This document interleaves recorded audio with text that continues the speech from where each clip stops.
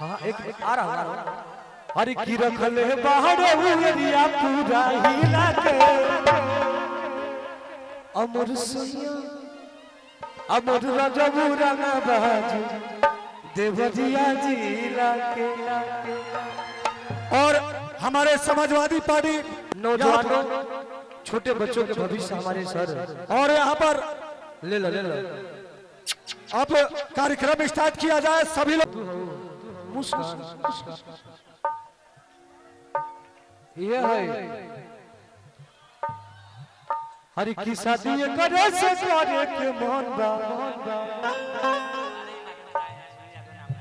और हमारे प्यारे सुनील भैया है भगवान करे कि तुम बस हमारे रातों भर देत रहलो आता ना देत रहलो के सही पे मत करे पानी तो परिए मिल रहा है।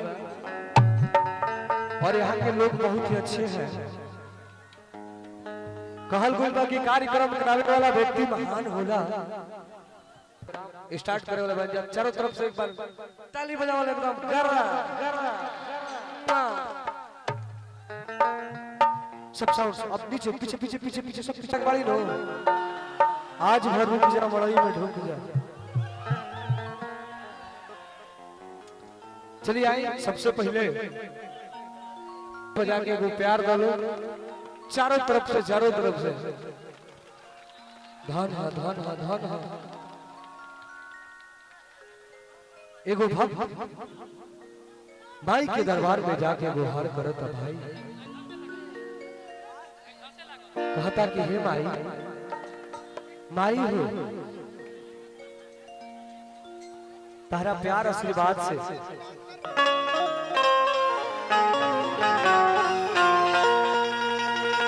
जिया राजा आप लोग बस रावा सुबह के प्यार से मिलत रहो हमारा। और मेरी आवाज अगर कमेटी के सदस्यों के पास जा रही हो तो रोड पे एक डांसर है तो आप लेते आइए।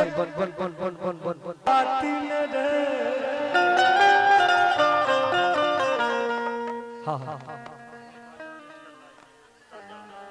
कर रहा हूँ भैया।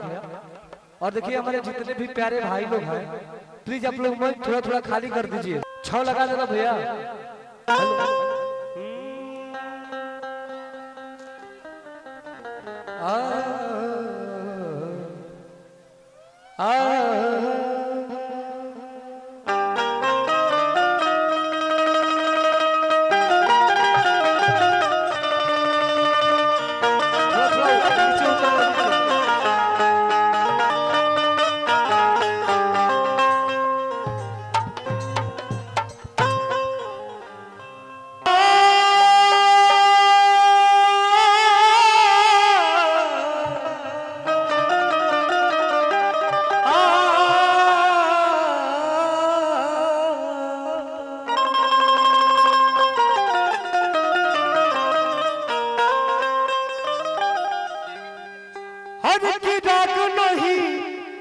अनुराग है मैया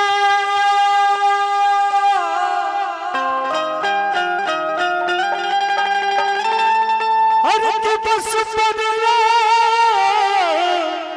सुजाना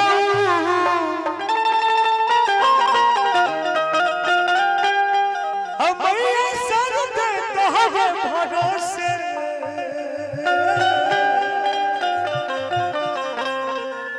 कुछ गीत भजन सुना।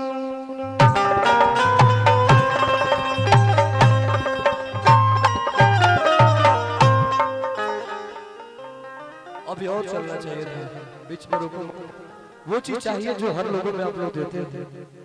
और बहुत अच्छा हमारे साउंड ऑपरेटर भाई है इतना अच्छा कोऑपरेट कर रहे हैं। आओ लड़का माई के दरबार में जाके गुहार करता भैया हर की माटी के मूर्ति से हटकली मुस्काई के हर की माटी के मूर्ति से हटकली मुस्काई के हर तो जब आगे दुनिया भाई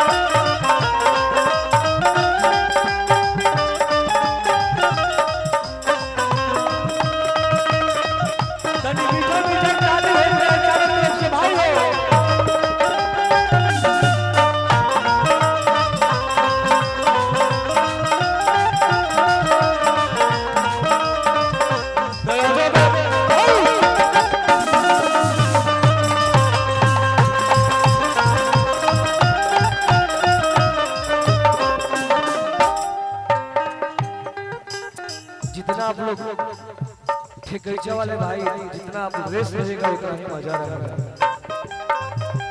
लड़का अंतरा के भाव में कहता भैया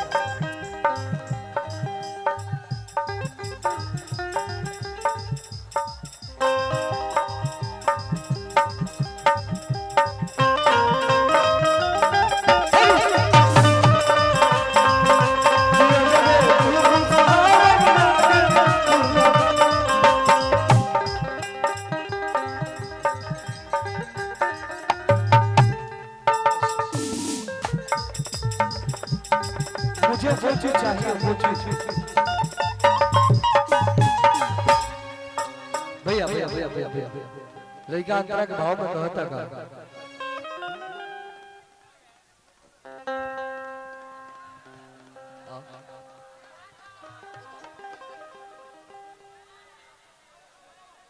हाँ हाँ हमारे अगला साल के दुर्गा पूजा में वो काफी गाना बाजा रहे हैं।